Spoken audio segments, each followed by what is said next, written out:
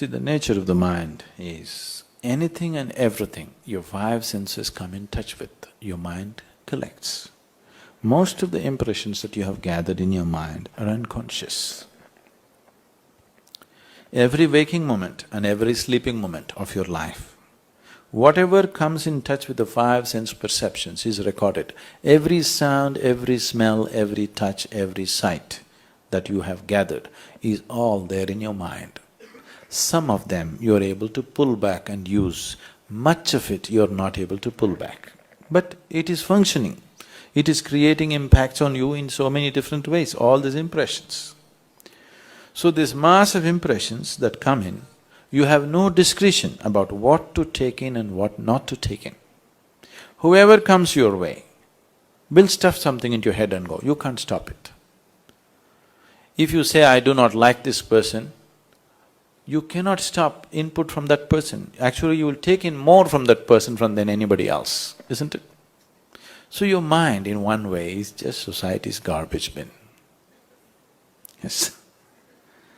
You can take garbage bin, whatever the content of the garbage bin, you can take it and make it wonderful manure for yourself.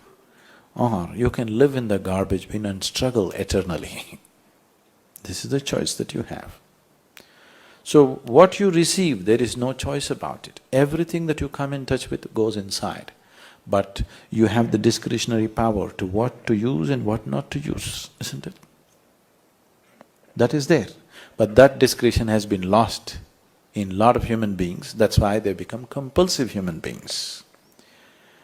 Just see how much of your life is compulsive, how much of your life is conscious. Please look at this. Carefully observe yourself and see how much of you is happening consciously, how much of you is happening compulsively. You will see a large part of you is happening compulsively. When you're happening compulsively, you will not happen the way you want yourself, isn't it? See, there's only one problem with your life. Life is not happening the way you think it should happen. That's the only problem. Is there any other problem? Is there any other problem? This is the only problem, isn't it? Life is not happening the way you think it should happen. In the same breath, you claim you believe in God. If you believe in God, if it is not happening your way, it must be happening His way. You must be even more happy it's happening your God's way. But that's not the reality. So, world is not happening your way, it's okay. But now the problem is you are not happening your way. This is the problem, isn't it? Yes? Nobody in the world is happening your way, please see.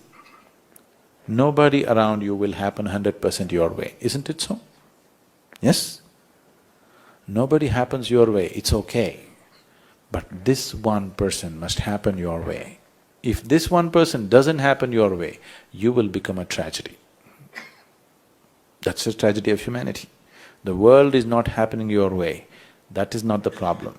You are not happening your way, that's the problem, isn't it?